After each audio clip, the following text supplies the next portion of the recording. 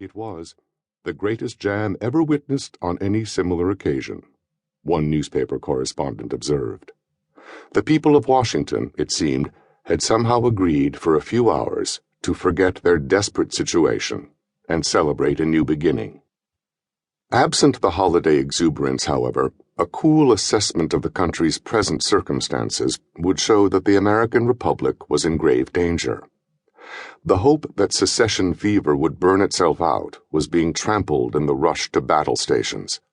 Strategies for reviving pro-Union sentiments in the South were stymied by the sheer size of the breakaway Confederate States of America, which covered an expanse larger than the entire European territory conquered by Napoleon.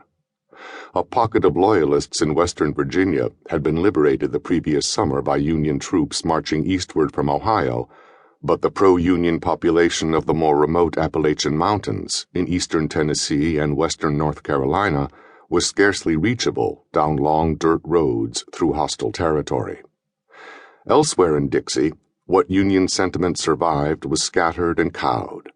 The Confederacy was in the process of mobilizing a greater percentage of its population as soldiers than any European power had ever achieved.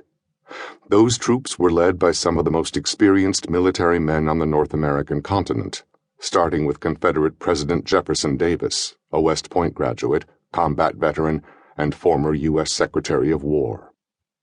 The Confederacy also wielded a powerful economic weapon, near total control of the global cotton supply, at a time when textiles were driving the Industrial Revolution and cotton was perhaps the world's most important commodity. The cotton embargo enforced by rebel leaders was a gun to the heads of the British and French governments, putting tremendous pressure on them to support Southern independence. Pressure aside, the idea that the Confederacy, now a powerful country in its own right, could be tamed and forced back into the Union by an army of raw volunteers led by an unschooled frontier lawyer as commander-in-chief, struck most European observers as far-fetched, even preposterous. It is in the highest degree likely that the North will not be able to subdue the South. The British Prime Minister, Lord Palmerston, counseled his Foreign Office. Such skepticism was reinforced by conditions on the ground. Rebel soldiers menaced Washington from nearby Manassas, Virginia, where they had routed a Union army a few months earlier. Jefferson Davis was weighing a campaign into Maryland to stir up secessionists and cut off the capital from the north. Confederate artillery commanded the Potomac River above and below the capital, effectively sealing the waterway.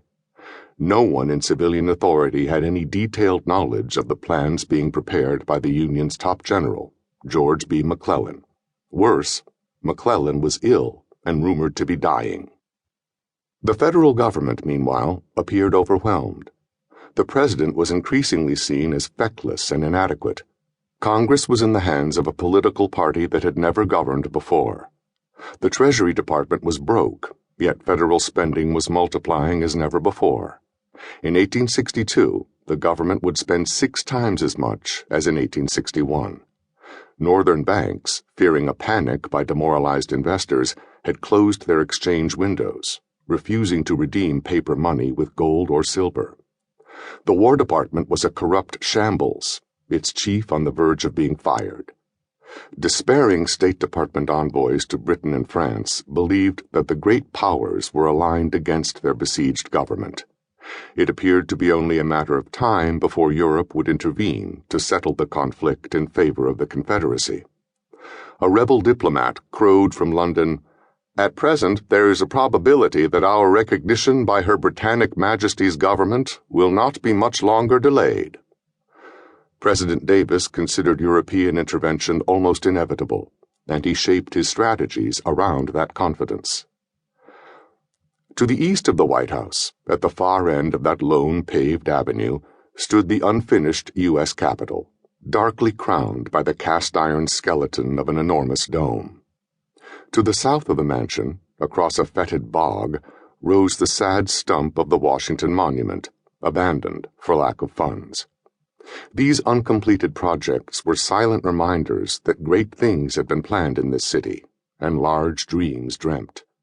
The boldest of all the American dreams was the vision of a great new nation that would span